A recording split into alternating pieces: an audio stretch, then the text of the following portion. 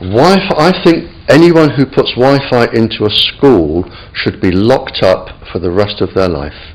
I really do. I think they're not fit to walk on the surface of this planet because they haven't looked at the research, and whatever incentive they have, it is not worth the genetic problems that parents are going to face with their children when they're born.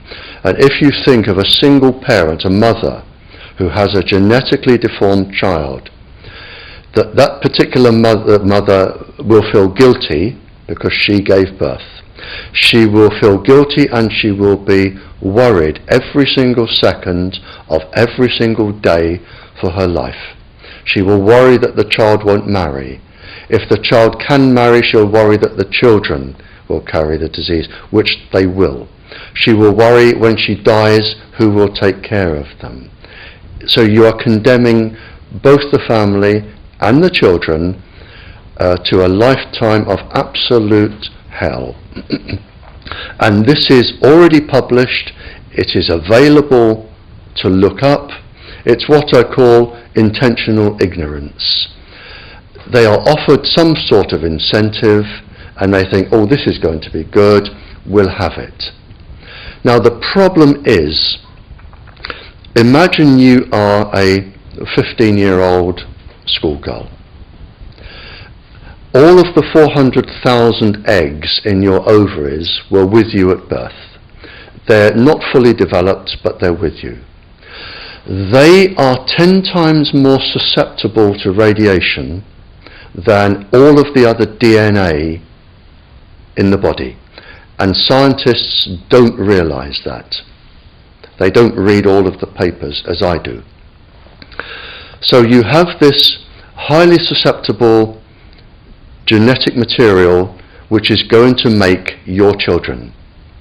And you are irradiating it because Wi-Fi's, they are transmitters as well as the routers, as well as the ones either side of you. They are all transmitting at this height through your ovaries. So you are risking the damage, the DNA damage of your child every time you sit down and you use Wi-Fi.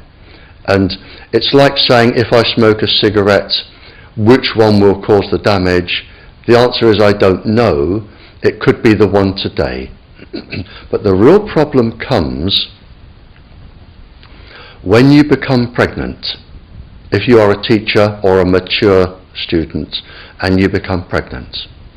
Because the embryo inside your womb, in the first 100 days, all of those 400,000 eggs are forming in your embryo, your child's ovaries.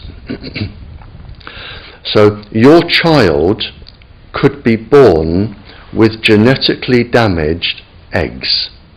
And the main thing about the eggs in the ovaries of your child is that they have absolutely no protection. It hasn't been developed yet. So they are at maximum risk from radiation. And for the first month or so, you wouldn't even know you were pregnant. You wouldn't even be taking precautions. That is the main danger area. So you give birth to a daughter, but her ovaries are now contaminated. She may be normal, she may be genetically damaged, but her ovaries are at the most risk. So when your daughter grows up and she becomes pregnant and has a baby, this is where one of these eggs will be fertilized and come out. So the real damage here is your grandchildren.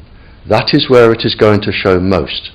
And we already see this in animals that have reproductive cycles of a year or 2 years or 3 years. We're already seeing this, and it has been published by veterinary schools and vets and scientists, so we know this happens. And it's also been documented in the Cold War when women were deliberately microwaved. So we know it does happen. The documents are there. And what you're risking by putting Wi-Fi into schools is the future generations of all of these girls. But it gets worse, because this particular DNA, the mitochondrial DNA inside you, and the DNA inside you, the mitochondrial DNA, you can trace unchanged to your mother, her mother, her mother, right the way back to the beginning of the human race in Africa, the Stone Age. You can trace your ancestors, if you could, right back to the very first lady. It is unchanged, the mitochondria, and that is being unchanged in your children, which means if you damage it, your child could be genetically damaged, then her child, and her child, and her child, forever. You are condemning the future generations of every single child until there are no more lines left in the female in your family. You must stop. A female must stop producing children for this to stop. So when you put Wi-Fi in schools, what you're saying is, for the sake of a little bit of money that saves getting a workman in to drill holes through the walls to feed cable, because it's cheaper, we're just going to put Wi-Fi in, but you can have genetically damaged children for the rest of your family's career. That's what we're saying.